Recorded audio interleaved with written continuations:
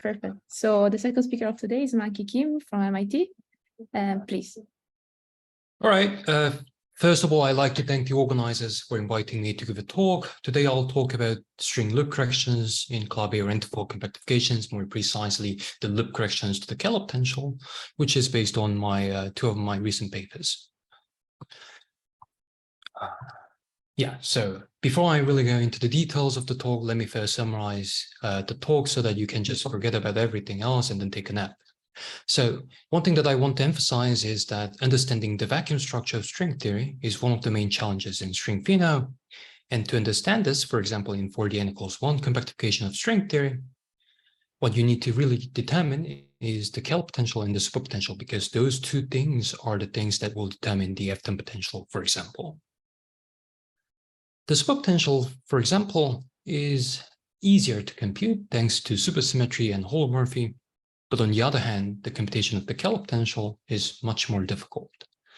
The simple reason why it is so difficult to compute the Kahler potential is because in the low energy effective field theory, the Kahler potential is not a protected quantity, unlike the superpotential.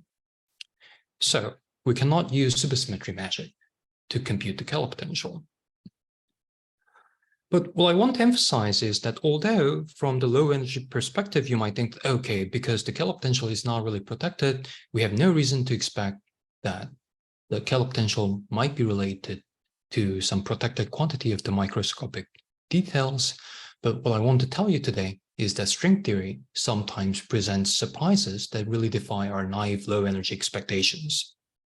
And in this regard, I'll claim the following thing, which is a rather radical claim, that some terms in the one-loop corrections to the Kahler potential are actually computed by protected quantities of the string theory or microscopic details. And those two quantities are the Wheaton index, which is a number, and the new supersymmetric index, which is a complicated function of moduli. So it's not really an index, but it is called index, which is defined by Chakotay-Fendley, interrogator, and buffer, such that the one-loop correction to the Einstein-Hilbert action, for example, is given by those two indices. So that's the take-home. This is the take-home message. Although we have no reason to expect that such things are protected or easily computable, and actually string theory is not really harsh to us, and those are computable in some cases. Okay, this is going to be the plan of the talk. I'll first talk about why it has been difficult to compute the loop corrections to the Kahler potential in Calabi-Yau orientifold compactifications, and I'll explain how I'm going to take some approximations. And then the point of this talk is to relate some terms in the Kahler potential to the indices. And to do that, I need to give you some intuition why you should expect such terms to arise. So I'll take a detour through topological string theory. And then I'll eventually talk about the one-loop corrections to the Kahler potential and one-loop corrections to the Einstein-Hilbert action. And then I'll conclude. Okay, let's talk about the challenges. Say that you want to compute the loop corrections to the Kahler potential. And because we don't really have any mileage out of SUSY, what you need to do is to use the Walsh CFT to compute the Kahler potential. By the Walsh CFT, what I really mean is that at least you need to know the string spectrum, and therefore the vertex operators and the OPEs related to them. But the problem is that though, for a generic 4n=1 vacuum, finding such Walsh CFT is a very difficult open problem that we don't really know how to do. So we're in a very frustrating situation because the whole point, in a way, of using the low energy effective field theory is because finding such CFT is just too difficult. So we want to simplify the problem and then approximate the problem and then just do some easy problem. But the thing is that even to compute just a term in the effective action of the low energy effective field theory, you need to know the CFT. So there is some loop that we cannot really easily break. But we're physicists, so we can use approximation to break such a loop. So that's exactly what I'm going to do. So I'll make some restrictions and assumptions to break the loop and start perturbing around somewhere that we know. So the place that we actually know is the Calabi-Yau compactification, and then we actually know quite a lot about the Calabi-Yau CFT. So what I'm going to do is to perturb around the type 2b or type 2a orientifold compactifications by placing D-branes and O-planes, and I'm going to cancel the Ramon tuple using the space-time filling D-branes, just because I don't want to deal with the Ramon flux and use the RNS formalism for string theory. Furthermore, what I'm going to do is to assume that the back reaction from the D-branes and O-planes is small. And to do so, I'm going to define a parameter delta that measures the back reaction. For example, if you have a D3 brane, then delta will be defined as a net number of D3 branes divided by the Einstein frame Calabi-Yau volume. Then what I'm going to do is to expand the CFT in delta. And then this is something that I'll call the weak warping limit. And the leading order in this expansion is going to be the Calabi-Yau CFT plus the free field CFT. So the free field CFT will describe the non-compact direction, and then the Calabi-Yau CFT, as the name stands, describes the Calabi-Yau part. And quite unfortunately, we don't really know much about the next leading order, the next order terms in the CFTs, but let's first start with something that we know. So we can ask, what is this good for anything? So the reason why this approximation is quite usable and quite good for us is the following. The graviton and dilaton vertex operators are constructed from the free field CFT. So if you want to compute any correlation functions involving the gravitons and the dilaton, you can just use the free field CFTs and the rules of the free field CFT correlations. It doesn't mean that the spectrum or the Calabi-Yau CFT doesn't play a role. In fact, the spectrum of the Calabi-Yau CFT will actually enter the computation. And the unfortunate thing is that although we know quite a lot about Calabi-Yau CFT, we don't really know much about the Calabi-Yau CFT spectrum. But the nice thing is that the Calabi-Yau CFT has the enhanced supersymmetry and N2 superconformal algebra. And then we can actually use the representation theory of N2 superconformal algebra to organize the string spectrum of the Calabi-Yau CFT into a form that is related to some indices. And exactly that's what I'm going to do. And with this approximation, what I'm going to do is to write down the one-loop amplitude and do the expansion in delta and focus on the leading order term, which can be just computed by using the Calabi-Yau CFT. So there are several things that we can try to compute, but let's focus on the important things. So say that you want to determine the string one-loop correction to the Keller potential, then what do we need to compute? There are several things that we need to compute. The first thing is the one-loop correction to the Einstein-Hilbert action. The reason being is that the Keller metric, for example, is determined as the moduli kinetic terms in Einstein frame. But if you have some one-loop corrections to the Einstein-Hilbert action, then the definition of the Einstein frame will change loop by loop. So that is something that we need to actually compute. And of course, we need to also compute the string loop corrections to the moduli kinetic terms and string loop corrections to the definition of moduli fields. Today, I'll focus on the first thing, which is the simplest. So K is the Keller potential, and then this guy is the loop-corrected Keller potential. And you can see that delta E, the one-loop correction to the Einstein-Hilbert action, will show up at many places. The similar but more involved computation was done for the dilaton kinetic term in this paper, but the computation is much longer. So I'll just focus on the graviton, as I said. And the point of the talk today is to relate this, the non-protected, naively non-protected quantity to protected quantities. So let's first take a detour through topological string theory to gain some intuition. Yeah. So let's talk about topological string theory, which is basically a theory of indices in a way. A simple way to define topological string theory is to start with the Calabi-Yau CFT. An important point is that I'm not including the non-compact part. I'm only including the compact part. So I start with the Calabi-Yau CFT, and then I twist the CFT. It sounds fancy, but what I really mean is that I'm trying to make the Cauchy CFT topological. Another important point that I want to emphasize is that at string one-loop, the topological twist is essentially trivial. So physical string theory has no difference between from the topological string theory. So let's consider an annulus diagram in topological string theory. that describes the open strings extended between d-branes. For such a diagram, you can define two indices that are protected and that are computable. The first one is, as I said, the Witten index. The other one is the new SUSY index, which can depend on moduli in a rather non-trivial way. And by indices, what I really mean is that they only depend on the f terms of the microscopic details. They don't depend on the d terms. But anyhow, say that you want to write down the partition function or topological string theory amplitude, then you can take a linear combination of the Witten index and the new SUSY index, but the Witten index is just a number, so it's rather boring. So let me just focus on the new SUSY index, and you can write down the partition function. Then this is going to be your topological string theory partition function. A very important point that I want to emphasize is that because this new SUSY index is protected, there are so many different ways to compute it. The canonical way, the most difficult way, is to use TT star, and there are ways to compute using, for example, Ray-Singer torsion or matrix model, Chen-Simons theory, Gromov-Witten theory. The important point that I want to emphasize here, though, is that this thing is computable, even in generic Calabi-Yaus. So, okay, it's all good. There is some computable thing, but what does it really compute in physical string theory?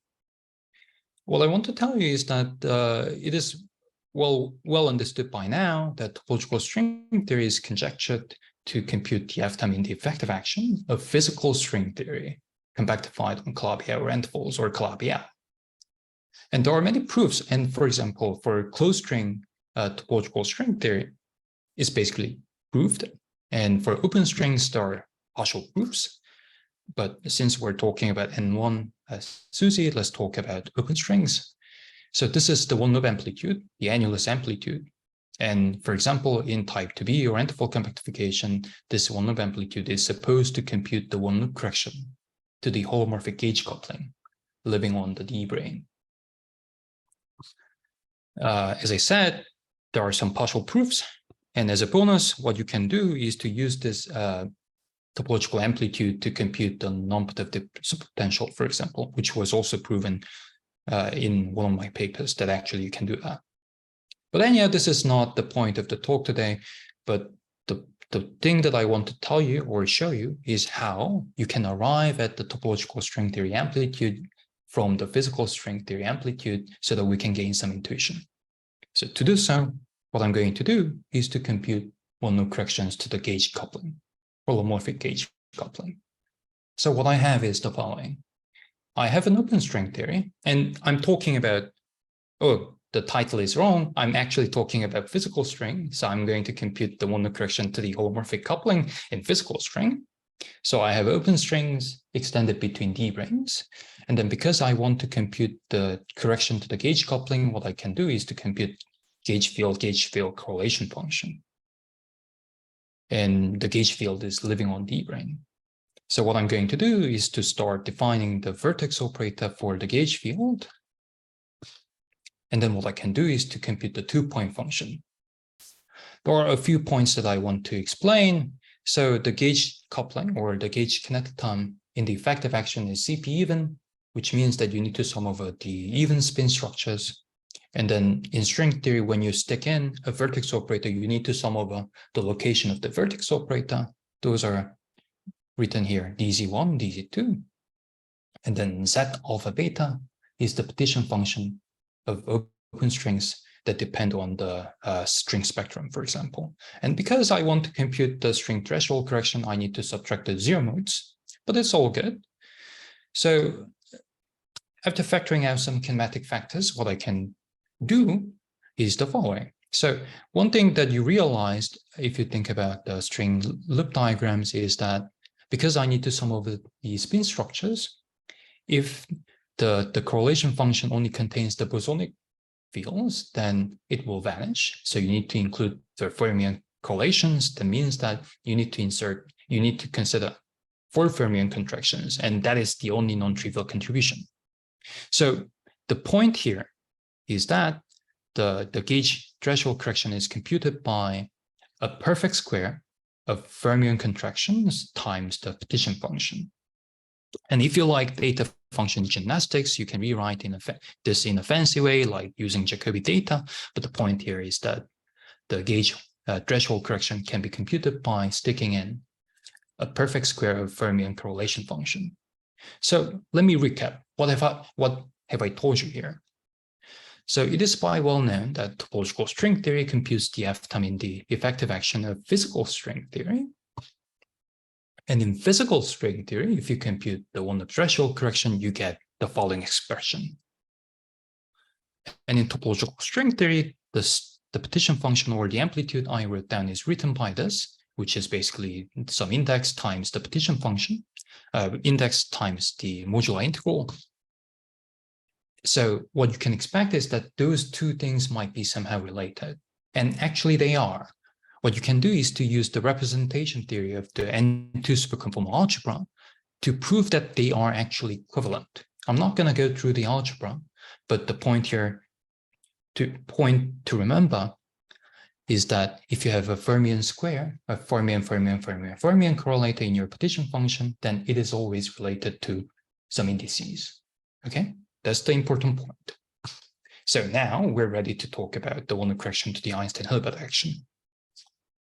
So what I'm going to do is to compute the graviton scatterings, and there are many different ways to compute the graviton scatterings. The simplest is the graviton 2-point function. You can compute graviton 3 or 4-point functions, but I'm going to just stick to the 2-point function. And then I want to extract the one-up correction to the Einstein-Hilbert action from the 2-point function. But if you have thought about scattering amplitudes, then you might be thinking, this guy has gone mad, because what is well known is that the 2-point function of a massless field is known to vanish if you impose the momentum conservation condition. But this is not a unique problem in string theory. This is also a problem that is really universal in quantum field theory. For example, if you compute the wave function renormalization of your massless field, typically what you do, unless you want to do a very involved computation, is to compute 2-point function and then not impose the momentum conservation and then read off the wave function renormalization, right? That's what we do in QFT1 or QFT2. And that is exactly what I'm going to do. What I'm going to do is to relax the momentum conservation condition in string scattering amplitude, and I'll try to read out the one-up correction to the Einstein-Hilbert action in the soft limit. So it's not such a crazy thing to do. Of course, what makes sense in QFT doesn't have to really make sense in string theory, right? So this is in a way a prescription, or rather a conjecture if you want to say that. And this prescription should be checked against more involved computations. But as the first step, I just use this, and then let's just take it as something that is sensible to do. And what I want to emphasize is that the same prescription was used in those two papers. So it's not something that I really made up. And also what I want to tell you is that you can use this prescription to compute the torus diagram. And then the answer that you get after using this prescription agrees with the well-known results of the alpha prime cube corrections that are computed by million times by many people. So I really think this is something that really makes sense. So I'm going to just use it throughout this talk. So in the similar way, I'm going to compute the graviton scattering. Let me start with the graviton vertex operator. And because I'm considering a closed string state, now the vertex operator can be inserted everywhere. So this means that the form of the scattering amplitude is almost the same, but the only difference is that now the graviton vertex operator can be placed everywhere. So I need to sum over all the wall sheet.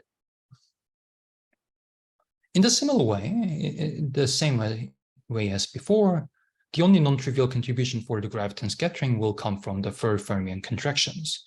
The minor difference is that here, for the graviton, you have bosonic correlators, so it doesn't look exactly the same as the topological string theory amplitude.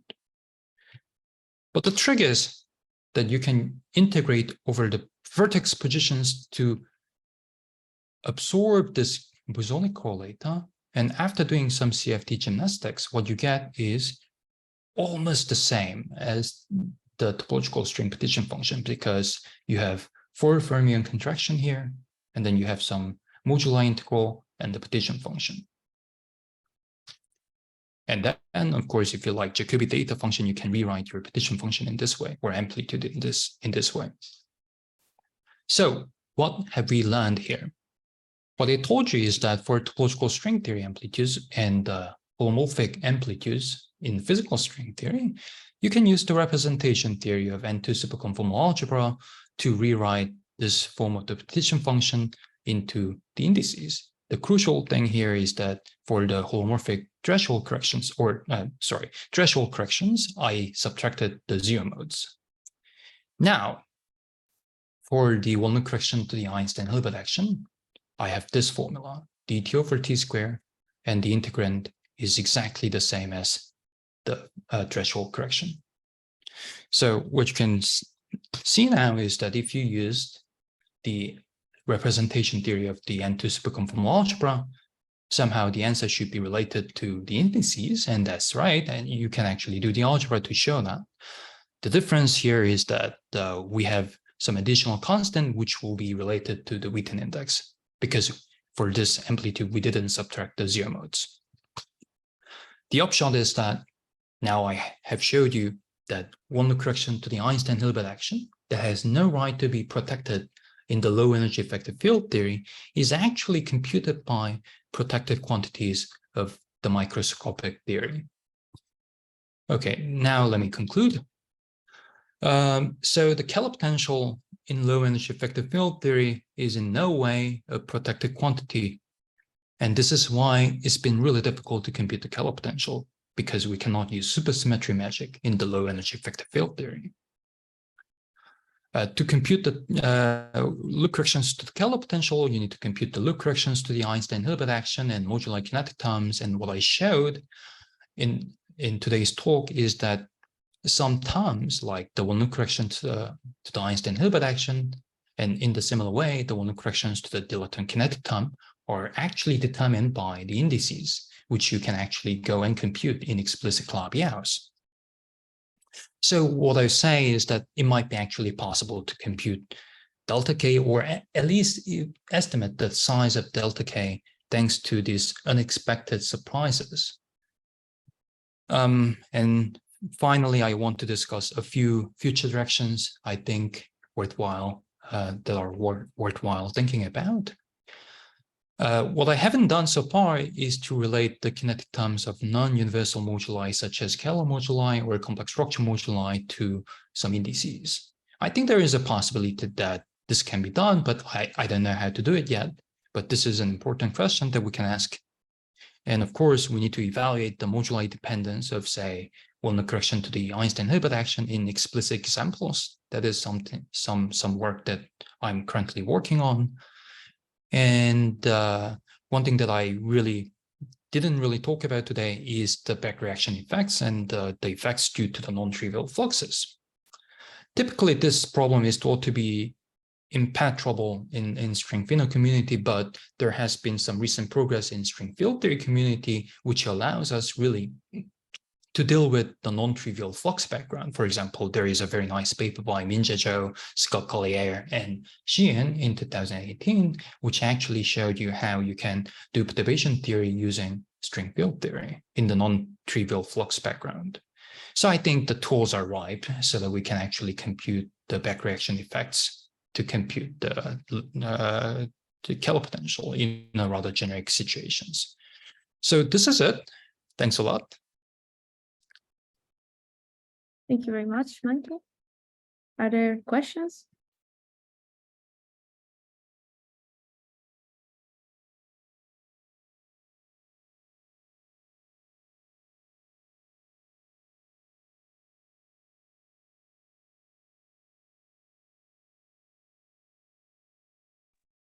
Can I ask you something?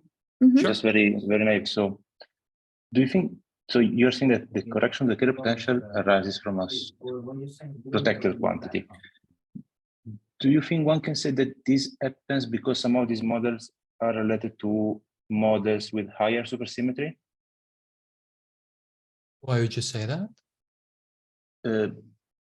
I don't know. I would expect that these corrections are somehow arising from an n equal to 2 sector, for example? No. The moment that I start talking about open strings in Calabi-Yau, you cannot really have any True, n equals 2 sectors, right? So yes. I don't really, I don't really yes. understand why we're seeing such phenomena where some quantities like the loop corrections to the Einstein-Hilbert action are related to protected quantities, but I don't think this is due to some enhanced SUSY. Yes, I understand. Thanks.